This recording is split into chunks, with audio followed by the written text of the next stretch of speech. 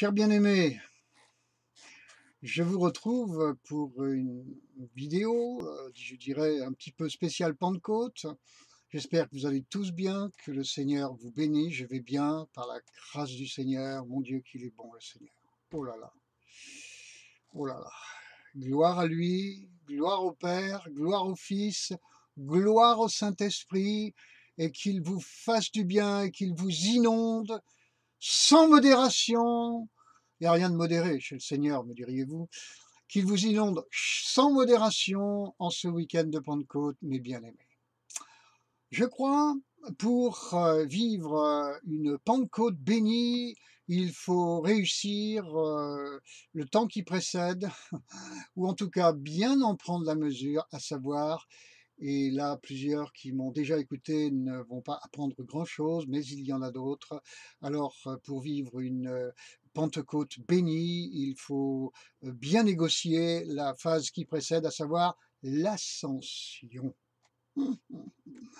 Oui, Christ est ressuscité après avoir été crucifié pour nos péchés.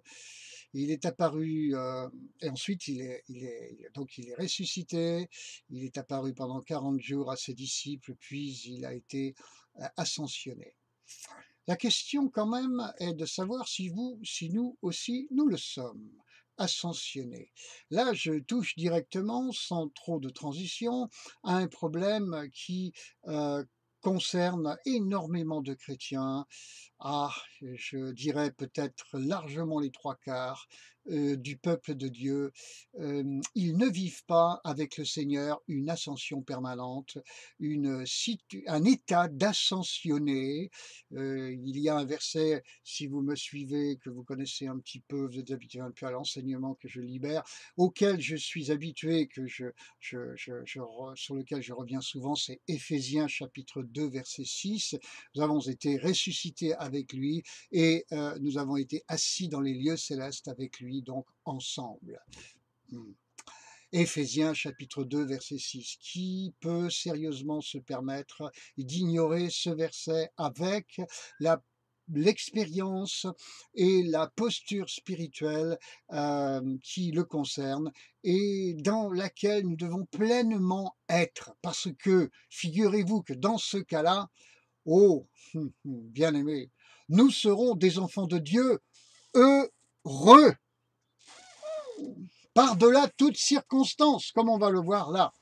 Je vous invite donc dans le livre de l'Évangile de Luc, au chapitre 24, les versets 50, 51, 52, 53, on s'arrêtera là où s'arrête l'Évangile de Luc. On ira un petit peu dans le chapitre 1 des Actes, qui est l'autre passage concernant ce récit de l'Ascension. Et pour ne pas perdre de temps, comme vous le voyez, au verset 50, il est dit, il les emmena, le Seigneur, à propos des disciples, jusque vers Béthanie, puis il leva les mains et les bénit. Ça, c'est déjà tout un programme, toute une posture initiatique pour nous dans laquelle nous devons laisser le Seigneur nous entraîner et nous inscrire sans modération. Il les emmena. Est-ce que nous, en tant que disciples, on laisse le Seigneur nous emmener? Par exemple, quand vous vous levez le matin, voulez-vous bien dire au Seigneur, Seigneur, aujourd'hui, dans cette journée, je te laisse m'emmener où tu voudras. Mais précisément, on est renseigné sur ce où il voudra. Il les emmena jusque. Allez-vous laisser le Seigneur vous emmener ou laisser vous emmener jusqu'à un certain point, ou allez-vous laisser le Seigneur vous emmener jusque, c'est-à-dire jusque là, lui, où il veut, et non pas jusque là, moi et vous, nous aurions une petite idée. Non, c'est la sienne. Philippiens 2,5, ayez en vous la pensée qui était en Christ, pas notre pensée, celle de Christ. Psaume 119, verset 169. Euh, euh, euh, que je sois renouvelé dans mon intelligence selon ta parole. Selon ta parole. Et voilà deux repères. Psaume 119, verset 169 et Philippiens 2, 5. Mon intelligence, Seigneur, selon ta parole. qu'elle soit vraiment animée selon ta parole, et que j'ai la pensée de Christ en moi. C'est tout ce qui nous intéresse. Franchement, bien-aimés, c'est tout ce qui nous intéresse. Moi je pense que, moi je pense que, moi je pense que. Eh bien écoutez, moi je pense que mon intelligence a besoin d'être renouvelée selon la parole de Dieu, et j'ai vraiment besoin de la pensée de Christ. Et dans d'autres versions, il est parlé de la pensée de l'Esprit de Dieu. Pentecôte? Ah oui, oui, oui. Et la pensée de l'Esprit de Dieu, elle vous intéresse en matière de Pentecôte? Je vous souhaite une Pentecôte, un véritable plongeon dans ce week-end dans la pensée qui était en Christ, celle de l'Esprit de Dieu. En matière de Pentecôte, là, vous allez en vivre une costaud, magnifique, belle, bénie, aux conséquences éternelles, si vous le voulez bien. C'est pas peu tout ça. Alors, être emmené par le Seigneur jusque vers, pas dans n'importe quelle direction, vers Béthanie. Bien-aimé, êtes-vous à Béthanie? Votre vie avec Dieu se passe-t-elle à Béthanie? Béthanie, c'est la maison des figues, la nourriture de Dieu. L'homme ne vivra pas de pain seulement, mais de toute parole qui sortira de la bouche de Dieu. Béthanie, maison des figues, la parole riche, puissante, abondante, apportée par l'onction, le feu, le vent, le fleuve du Saint-Esprit. Parce que Béthanie était sur le mont des Oliviers, cette montagne du Saint-Esprit. Donc, cette fameuse ascension ne se passe pas n'importe où, mais à Béthanie, avec tout ce que cette image peut véhiculer comme symbole spirituel, comme valeur spirituelle puissante, concrète et incontournable pour nos vies. Et là, à Béthanie, où il emmène ses disciples, voulez-vous bien le laisser vous emmener à Béthanie, frères et sœurs, parce que là, deuxième partie du verset 50, il lève ses mains et il les bénit. Seigneur, bénis-moi, bénis-moi, bénis-moi, de chez bénis-moi, oui, mon frère et ma sœur, mais si tu n'es pas à Béthanie, ça ne va pas bien le faire. Ça, c'est le verset 50. Verset 51, pendant qu'il les bénissait, il se sépara d'eux et fut enlevé au ciel. Ils sont dans l'onction de Béthanie. Et là, ils vont vivre un changement de saison, psychologiquement parlant. Si ces disciples étaient sur le registre de l'âme, ils auraient eu sans doute peut-être, j'allais dire, le choc de leur vie, un choc psychologique pouvant déboucher sur une dépression profonde due au fait que Jésus était là en chair. Et puis dans l'instant suivant, il n'est plus là. Et il leur a dit quand même qu'il reviendrait, mais d'une autre manière. Alors c'est justement ce qui se passe à la Pentecôte, par la personne, l'œuvre, le ministère du Saint-Esprit, c'est-à-dire que ce Jésus qui va revenir lors de la Pentecôte, se manifester autrement, est totalement dématérialisé. La chair, la chair. Être attaché à une spiritualité quincaillante, où il y a tellement d'objets. Et on est là à se fumer, si vous voulez bien me permettre, les uns les autres, et à fumer le Seigneur physique. Et on a besoin de tas d'éléments pour ça, matériels. Ouais. Mais eux, là, à l'ascension, ils vont devoir faire sans. Et moi, je vous dis, mes amis, en toute modestie, le peuple de Dieu qui sera debout à l'avenir, c'est le peuple de Dieu qui sera vraiment entré dans cette foi dématérialisée, c'est-à-dire la véritable foi de l'alliance nouvelle, amen, celle de la grâce. Nous croyons sans avoir vu, touché, senti, ressenti.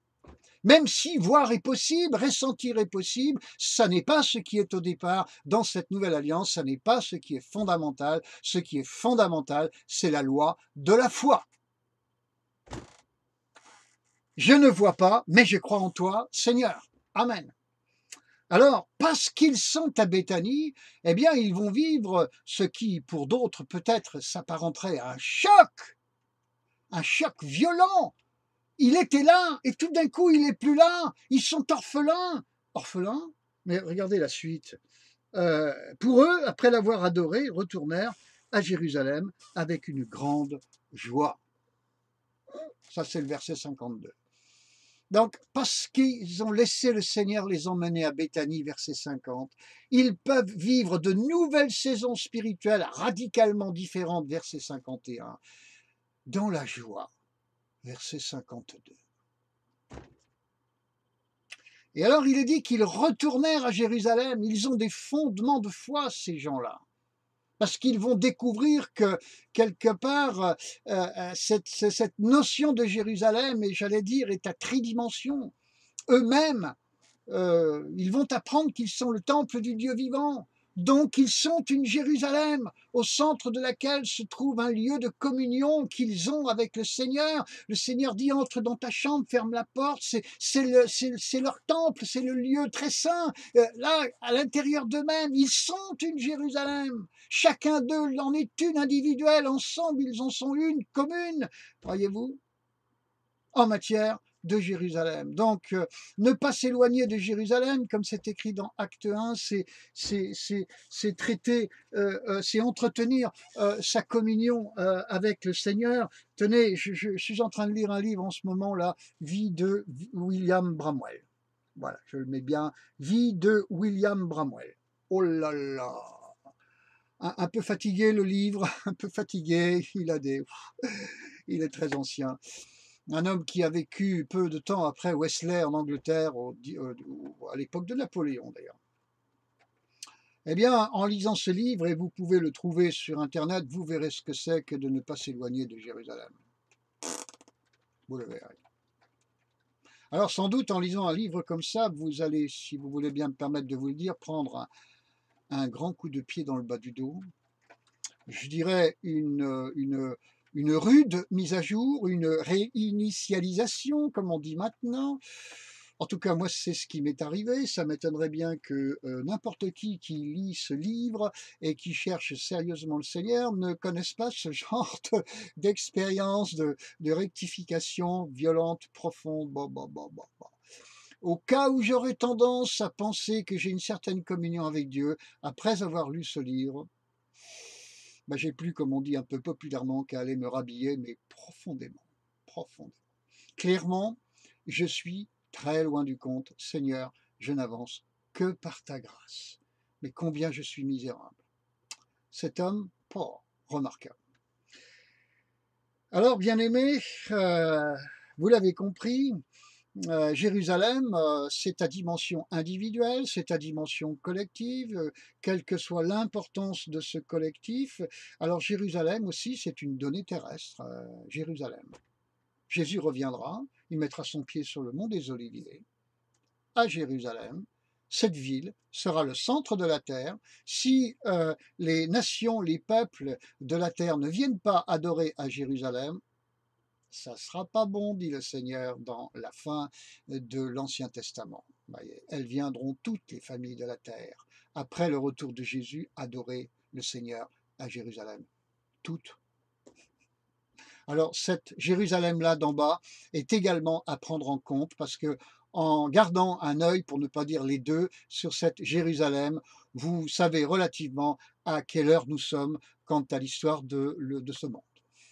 Et puis, si vous lisez Galates chapitre 4 verset 26, vous verrez qu'il y a aussi là-haut une Jérusalem, la Jérusalem céleste qui nous attend.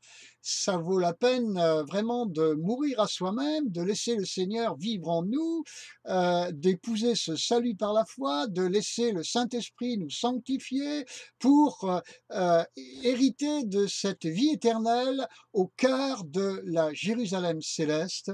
Cette ville, cette entité si maternante, nous dit Galates 4, 26, qui nous attend. L'apôtre Paul, dans l'épître aux Galates, vous le lirez au cours du chapitre 4, nous dit c'est elle, n'est-ce pas, qui est la femme libre, c'est elle la femme libre, et nous sommes les enfants de cette femme libre. Voilà, cette Jérusalem céleste. Alors, à 3 étages, dans 3 dimensions, impossible dans la vie chrétienne normale de s'éloigner de Jérusalem. je pense que là, vous mettez des éléments pour comprendre ce qui est dit dans ce verset de Luc 24, verset 52, ainsi que dans le début dans le chapitre 1 des Actes, voyez-vous. Alors, le verset 53 dit, ils étaient continuellement dans le temple et bénissant Dieu. Alors, vous seriez tenté de me dire, il y a un temple matériel, oui, mais non, il a été rasé, ce temple. Et nos temples à nous sont malmenés de plus en plus, vont être surveillés de plus en plus. C'est notre frère Samuel Peter Schmidt à Mulhouse qui nous disait que dans le mois d'avril, sur 4 dimanches, ils ont été surveillés 3 fois. Donc, vous voyez, dans nos temples, dans nos salles, dans nos lieux de culte, on va être de plus en plus surveillés. Voilà, on nous cherchera des poux dans la tête. Alors, le temple, mes amis, c'est le temple de chair. C'est nos cœurs. C'est chacun d'entre nous, vous l'avez compris. C'est cette communion que nous avons avec Dieu, individuelle et collective. C'est ça, le temple bien-aimé. Et c'est ça aussi la fin, les 4 derniers versets de l'évangile de Luc. Prenons quelques instants le chapitre 1 des Actes. Voilà. Parce que, je le répète, si vous voulez vivre une riche et merveilleuse Pentecôte, il vous faut ne pas rater votre ascension. Pas de Pentecôte sans ascension. Pas de Pentecôte sans ascension, bien-aimés. Pas de acte 2 sans acte 1. Eh oui, frères et sœurs. Alors, les textes que nous avons sous les yeux, nous les devons à Luc, qui est quand même un homme qui était vraiment, comme on dit populairement aujourd'hui, un journaliste d'investigation. Il s'assurait de ses sources. On a un texte fiable. N'écoutons jamais le diable qui vient nous dire « Dieu a-t-il réellement dit ?» Adam et Ève l'ont fait, on connaît la suite, n'est-ce pas? N'écoutons jamais le diable qui ne change pas de discours parce que son discours est efficace, qui vient donc encore nous dire « Cette Bible, qu'est-ce que c'est que ça? D'où ça vient? Qui l'a écrit? » Vous savez, ces perroquets là autour de nous, païens, sans vouloir les mépriser, qui racontent, qui bégayent, ils entendent et ils répètent bêtement ce qu'ils entendent. Voilà, c'est tout. Non, mais nous cherchons le Seigneur, bien-aimés. On n'est pas là comme ça, on cherche le Seigneur. Alors, bien-aimés, verset 4, comme il se trouvait avec eux, il leur recommanda de ne pas s'éloigner de Jérusalem. Fin de l'évangile de Luc, début des Actes des Apôtres, le même auteur, il insiste. Mais d'attendre la promesse du Père. Bien-aimé, quand on est dans la vie chrétienne normale, on en a vu quelques éléments, on attend les promesses du Père. Tranquillement, franchement, dans la paix, dans la sérénité, on écoule jour après jour cette vie qu'il nous a donnée en la rendant aussi utile que possible, la foi et les œuvres. Et c'est une promesse dont, leur dit-il, vous m'avez entendu parler, c'est pas une promesse, non. Le Seigneur s'est engagé, le Fils s'est engagé de la part du Père. Car Jean a baptisé d'eau, verset 5, mais vous, dans peu de jours, vous serez baptisés du Saint-Esprit. C'est donc un ensevelissement dans le Saint-Esprit. Vie chrétienne normale égale vie dans la Pentecôte, égale ensevelissement dans le Saint-Esprit. Où sont les enfants de Dieu, les pasteurs, les enseignants qui prient et qui disent « Ô Seigneur, que je sois aujourd'hui enseveli dans ton esprit !» C'est pas biblique ça? Vous croyez pas qu'il y a des coups de martinet qui se perdent quelque part? Si, c'est biblique. Écoutez, qu'est-ce qu'on est en train de lire? Vous serez baptisés, c'est-à-dire le mot grec c'est enseveli, ensevelissement. Vous avez été, Jean vous a enseveli d'eau, vous serez enseveli du Saint-Esprit. Oui, de chez oui, mes amis. Pas compliqué, hein? Non, hein? Amen.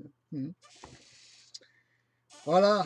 Qu'est-ce qu'ils répondent, nos braves disciples? Eux donc, réunis, demandèrent: Seigneur, est-ce en ce temps que tu rétabliras le royaume pour Israël? Ah. Vous allez vivre une expérience spirituelle formidable, inédite. Vous n'aviez jamais vécu ça dans l'histoire de l'humanité. Chers disciples pour lesquels, dit le Seigneur, j'ai donné ma vie à la croix. Réponse des disciples: quand est-ce que tu nous vires les Romains? Vous savez, cette verticalité qui est toujours à combattre parce qu'elle est facteur de communion avec Dieu, cette misérable horizontalité qui ne vient que du diable.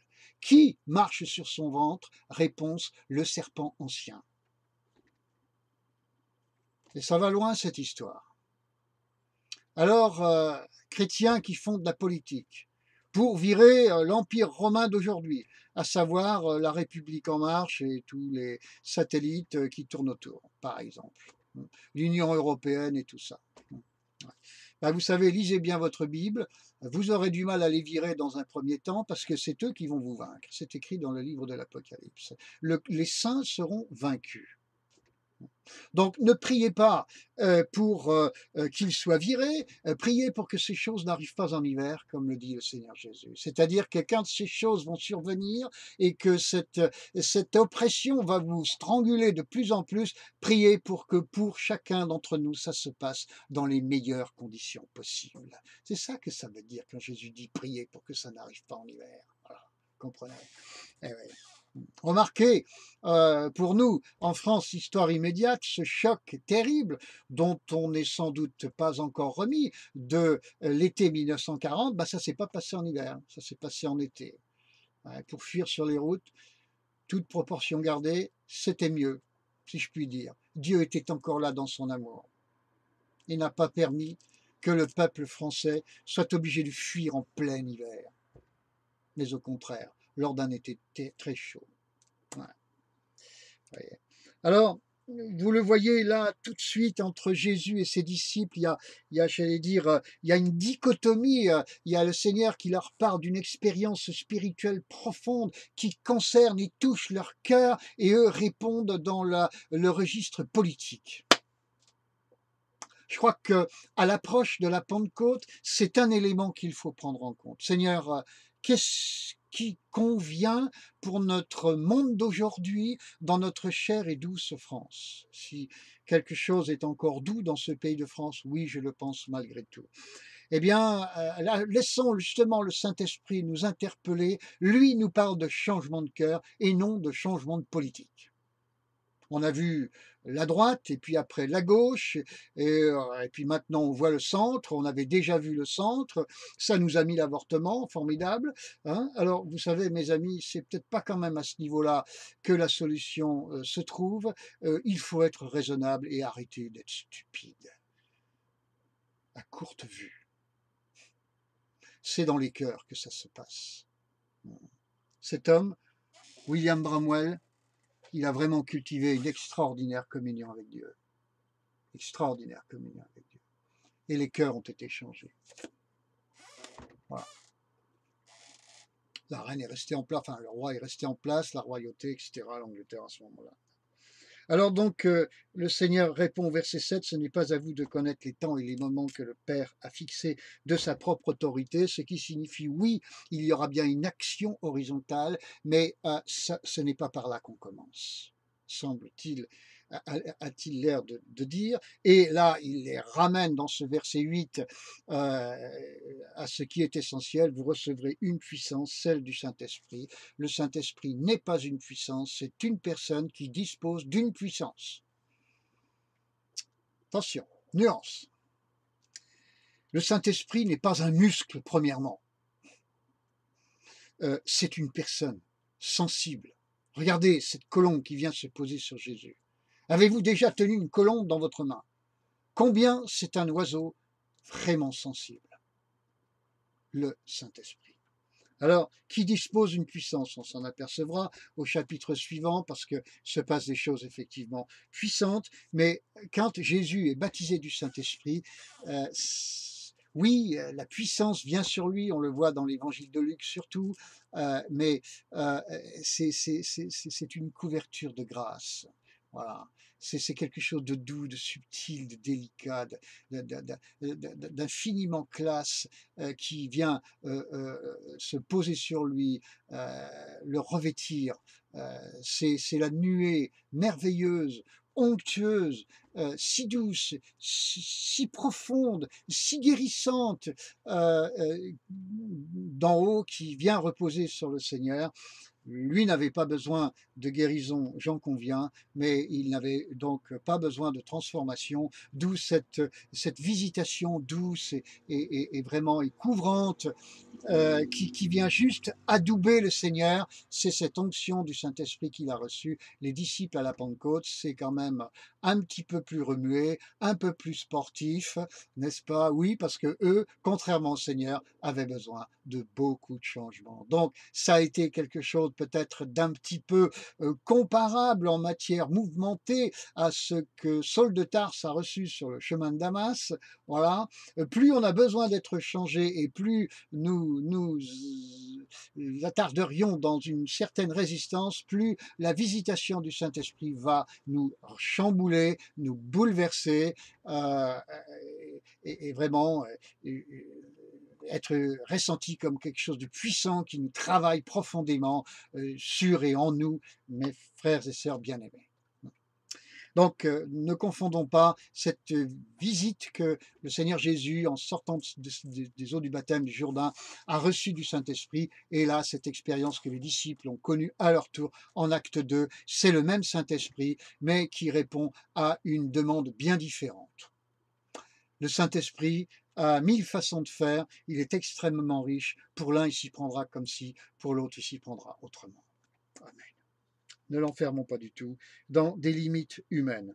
Alors oui, je suis prêt encore à recevoir cette puissance qui vient de toi, Seigneur, toi qui es l'Esprit.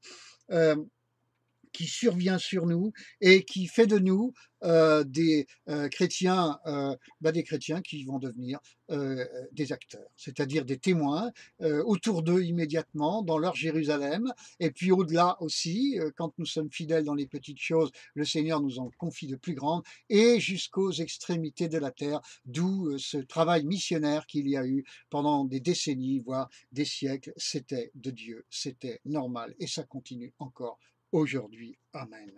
Alors peut-être le Seigneur vous appelle je ne sais où, mais si c'est lui qui vous appelle, alors juste une petite parenthèse quand même, à propos d'appel, mes amis, si vraiment il vous appelle, n'avez pas à vous demander s'il vous appelle, hein. Vous le saurez. Ça va être clair et net. Si l'appel de Dieu, vous n'avez même pas le temps de vous poser la question. C'est clair, c'est net. Il est un Dieu de lumière. Voilà, point barre. Hein. Et puis au besoin, c'est largement confirmé par d'autres qui sont autour de vous. Voilà. Alors, après avoir dit cela, il fut élevé pendant qu'ils le regardaient, une nuée le déroba à leurs yeux. Alors, verset 10, évidemment, c'est un petit peu différent comme récit que par rapport à celui de la fin de Luc. On voit que quand même, il y avait un petit trouble, mais écoutez, franchement, ils sont à peine plus troublés qu'un tout petit peu. Voilà. Ils restent humains, mais franchement, ils digèrent la chose royalement.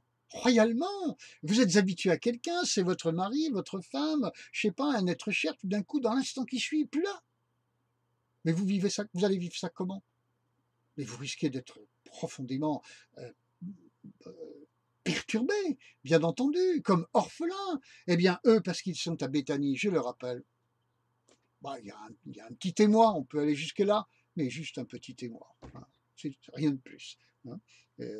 Voilà.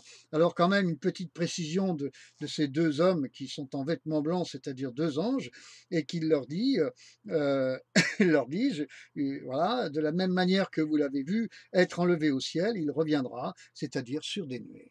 Voilà. Alors être témoin à Jérusalem, Judée, Samarie, jusqu'aux extrémités de la terre, mes amis, ça nécessite un lien, une communion avec le Saint-Esprit. Saint-Esprit, je veux être en communion avec toi. Ça va occasionner que vous allez être de plus en plus rempli du Saint-Esprit, ce qui va occasionner que vous ne pourrez pas le contenir. Ce n'est plus vous qui vivrez, c'est lui qui vivra en vous, et vous allez donc libérer de vous le Saint-Esprit. C'est ça le témoignage, c'est ça l'imposition des mains, etc. Et vous allez produire de la nuée. Il reviendra sur des nuées Amen. La nuée, c'est la présence de Dieu. Quand deux ou trois sont assemblés, ça produit de la nuée. Êtes-vous des producteurs et des productrices de nuées, celles du Saint-Esprit, des nuées au pluriel, au singulier, bref, dans votre vie de tous les jours avec le Seigneur? Si votre vie avec Dieu est normale, vous êtes productrice et producteur de nuées du Saint-Esprit, sur lesquelles il va revenir. Seigneur, nous t'attendons. Alléluia de chez Alléluia. Oui, mais il est écrit, 2 Pierre 3,12, d'attendre et de hâter la venue du Seigneur. Donc j'ai une responsabilité dans cette affaire. Je ne suis pas juste là en train d'attendre. Ah. Attendre, c'est la foi. Hâter, c'est les œuvres, ce sont les œuvres de la foi. Où sont mes œuvres? Les œuvres, c'est quoi? C'est de produire la nuée du Saint-Esprit par ma vie. Il faut que ça suinte. Voilà. Il y a des moments, si vraiment vous produisez de la nuée, celle du Saint-Esprit, vous n'aurez même pas à dire un mot de témoignage, vous aurez déjà interpellé une ou plusieurs personnes par votre présence, votre comportement, par ce qui émane de vous. Ce qui ne vous dispense pas aussi de dire quelques mots si le Saint-Esprit vous y pousse. Ce matin, je me lève, je te laisse me contrôler, Saint-Esprit. Tu m'aides aujourd'hui à produire de la nuée autour de moi. Il y a tellement de mauvaises nuées, mes amis, que forcément, nous, enfants de Dieu, quelle est notre mission? Mais produire la nuée sainte. Produire la nuée sainte. Eh ouais. Je crois que c'est important de comprendre ça en matière d'ascension et de Pentecôte. Et je le répète, si vous n'êtes pas ascensionné, assis dans les lieux célestes en Jésus-Christ, il n'y a pas de Pentecôte. Vous pouvez bien fêter la Pentecôte calendaire. Comme dirait quelqu'un que je connais, ça nous en fait de belles jambes. Ouais. Non. Une véritable ascension qui relève absolument, je le répète, de la vie chrétienne normale, il n'y en a pas d'autre en matière de vie chrétienne normale, va effectivement vous conduire, nous conduire dans une merveilleuse Pentecôte. Voilà. Pour arriver à un palier, il faut prendre les marches de l'escalier. Et bien là, c'est tout à fait de ça dont il s'agit. Alors donc, eh bien, verset 12, il retourne à Jérusalem depuis le mont appelé des Oliviers, qui est près de Jérusalem, à une distance de Sabbat. Et quand ils furent entrés, ils montèrent dans la chambre haute où ils se tenaient d'ordinaire.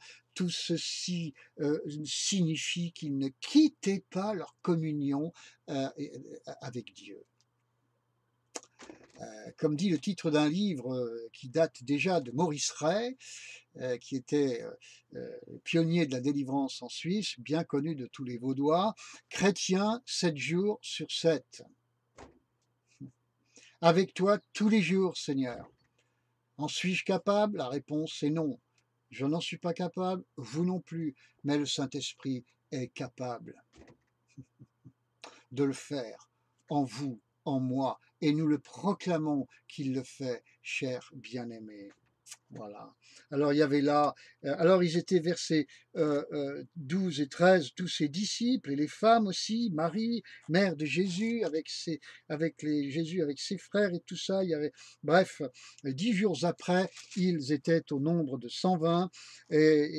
Voilà, chapitre 2, verset 1, le jour de la Pentecôte, Pentecôte qui signifie 50e jour après la résurrection, donc, et 10 jours après son ascension, ils étaient tous ensemble dans le même lieu. Voilà, c'est important, l'unité, je vous ne le fais pas dire, n'est-ce pas? Alors, écoutez, que l'on soit ensemble physiquement ou pas, on fait comme on peut, mais l'important, c'est d'être tous ensemble d'esprit et de cœur. J'ai des frères et sœurs dans la communion fraternelle que je fréquente habituellement. On est tous ensemble de cœur et d'esprit. Et croyez-moi, ça a une odeur, tout ça. Ah, et ça sent bon. Ça sent la nuée, tout simplement, du Seigneur. Être dans l'unité de l'esprit entre nous. Mon Dieu. J'ai mis du temps à goûter ça, mes amis. L'unité de l'esprit. Il a fallu que j'apprenne ce que ça voulait dire. Mais maintenant, j'y goûte. Et en parlant, mon cœur est ému, vous savez. Parce que être dans l'unité de l'esprit avec de merveilleux frères et sœurs, ça n'a pas de prix. C'est une odeur effectivement ineffable. Ça respire l'antichambre du ciel. Quelque chose de la présence du Seigneur. C'est ineffable. Ça, ça a des relents, si je puis dire, de la nouvelle Jérusalem. Oh, alléluia, mes amis. C'est merveilleux tout ça. Il y a des pasteurs heureux, vous savez, dans ce monde. Alors, verset 2 du chapitre 2, tout à coup, il vint du ciel un bruit comme un souffle violent qui remplit toute la maison où ils étaient assis. Dans nos braves églises, mes amis, aujourd'hui, vous imaginez ce type d'événement? On est tous réunis dans une gentille petite salle évangélique, chapelle, tout ce que vous voulez. Et tout d'un coup, il y a un vent violent qui saisit tout le monde dans ces lieux, y compris la police qui vous surveille. Oh là là! Voilà. Et puis des langues. Alors ils étaient assis, hein, ils étaient assis. Écoutez, on peut être debout en train de louer, mais ils étaient assis. Voilà, tranquillement. Voilà.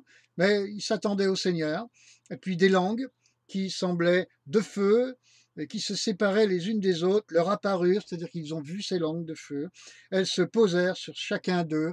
C'est vraiment la prophétie du Joël 2,28 ou 3 chapitre 3 verset 1 qui se réalise. Vraiment la présence de Dieu désormais qui se manifeste de manière individuelle et non plus comme dans l'ancienne alliance sur le prophète, le sacrificateur et le roi, l'homme de Dieu. Voilà, je ne veux pas dire que dans la nouvelle alliance, l'idée de l'homme de Dieu a disparu, mais enfin quand même, le champ opérationnel du Saint-Esprit s'est élargi à la terre entière, à 360 degrés. On a vu au cours de l'histoire des onctions du Saint-Esprit tomber sur des bébés. Ça sauvait d'ailleurs tous ceux qui étaient autour dans les assemblées du désert, dans les Cévennes, il y a plus de 320 ans. Ouais, quand même. Hein. Alors, donc, voilà, le Saint-Esprit en liberté qui fait ce qu'il veut, comme il veut, quand il veut, et trouve des cœurs qui se laissent faire. Où sont les enfants de Dieu qui sont prêts à vivre encore aujourd'hui ce type d'expérience? Hein, pour la plupart d'entre nous, c'est le Saint-Esprit, mais comme je le conçois, comme ma théologie me l'a enseigné. Ouais. Le Saint-Esprit médine ma théologie. Eh bien, mes amis, le Saint-Esprit n'est pas protestant, n'est pas catholique, n'est pas orthodoxe, n'est pas pentecôtiste, n'est pas baptiste, n'est pas charismatique, et tous les i que vous voulez, c'est le Saint-Esprit du Seigneur, et je ne veux pour ma part rien d'autre que l'Esprit du Seigneur. Il n'est pas non plus français, ni américain, ni anglais, ni africain, ni je ne sais quoi encore, ni suisse, ni belge. Tu bénis mes frères de Belgique et mes sœurs de Belgique. Oh là là. Ouais, non, mais le Saint-Esprit, c'est celui de Dieu. C'est celui qui descend du ciel. C'est ce vent. C'est ce feu. Ce sont ces tremblements. Que veux-tu faire, Saint-Esprit? Fais ce que tu voudras de moi. Frères et sœurs, sommes-nous fous ou quoi?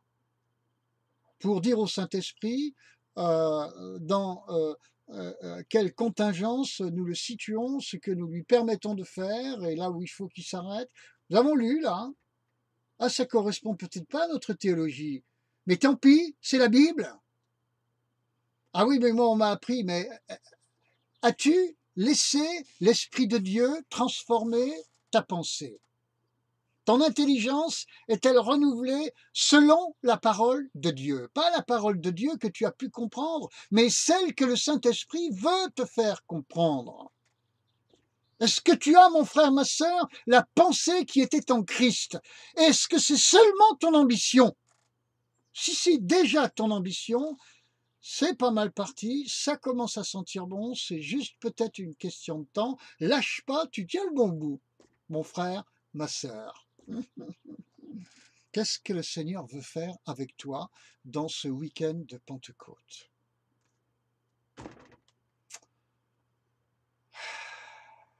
Seigneur, merci de nous bouleverser, de nous renverser, à commencer par les enseignants, à commencer par les ministres du culte, les pasteurs qui entendent vivre un temps de Pentecôte. Oui, sont-ils prêts à se laisser... Tenez, je suis breton de Côte d'Armor, donc je veux me permettre une petite expression bien de ma province.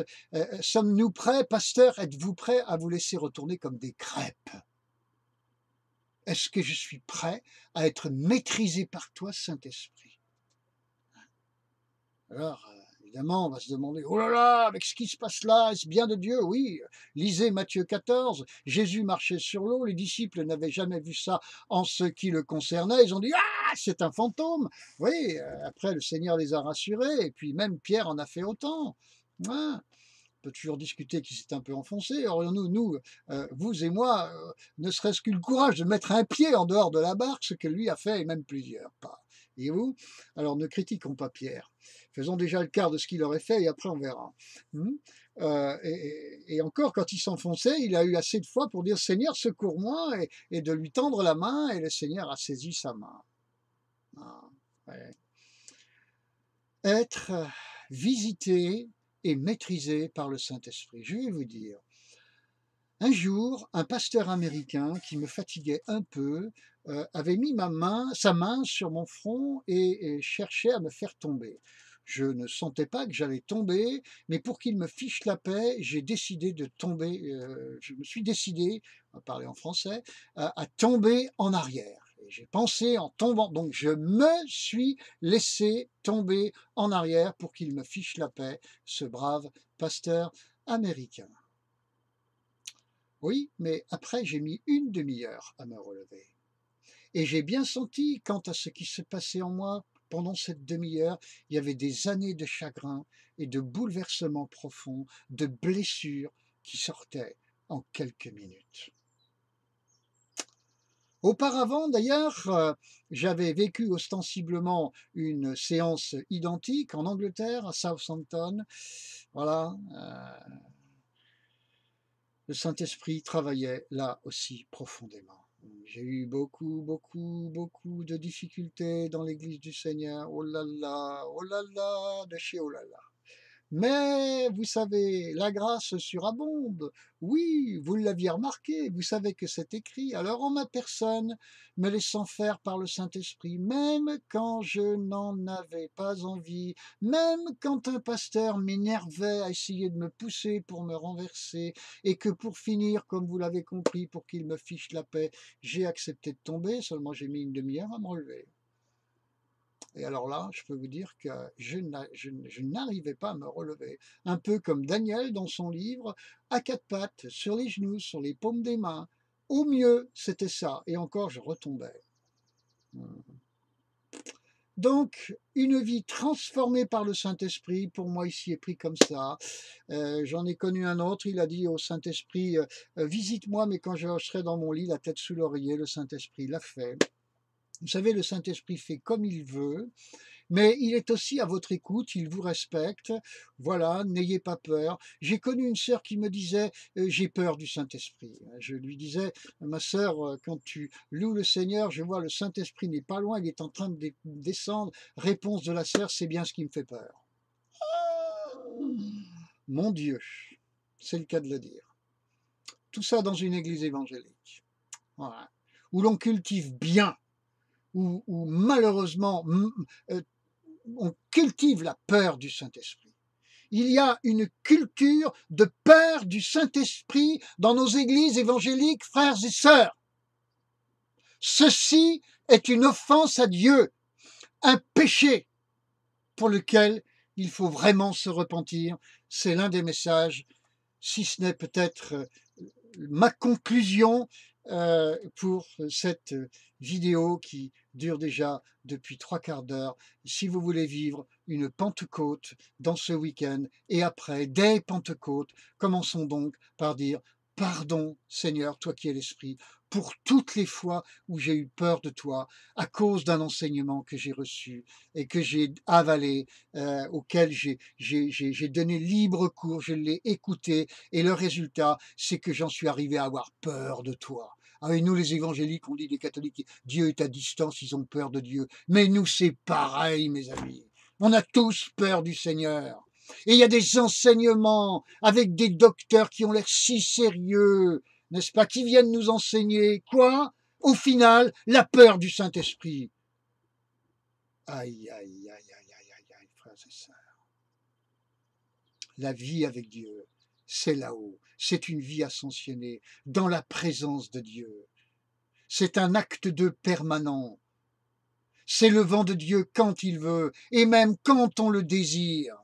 Plus je le désire, ces 10 jours ensemble, à désirer, à désirer, à désirer, on connaît la suite. Il suffit de lire Acte 2. Amen.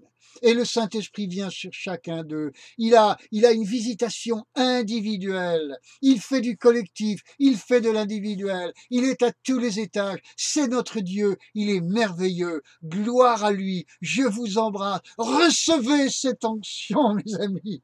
Recevez cette onction. Recevez, recevez, recevez. Désirez. Personne n'est visité s'il ne le désire, sauf cas exceptionnel comme Saul de Tarse sur le chemin de Damas. Mais ceux qui désirent reçoivent. Est-ce que tu as soif, mon frère, ma sœur? Soif de l'Esprit de Dieu, soif de la parole de Dieu. Et tu la liras en lisant des lettres de feu, si tu es dans l'onction du Saint-Esprit pour la lire, onction que tu as recherchée. Soyez bénis, bien-aimés. Je vous embrasse de tout mon cœur. À lui soit toute la gloire, au nom de Jésus-Christ. À bientôt.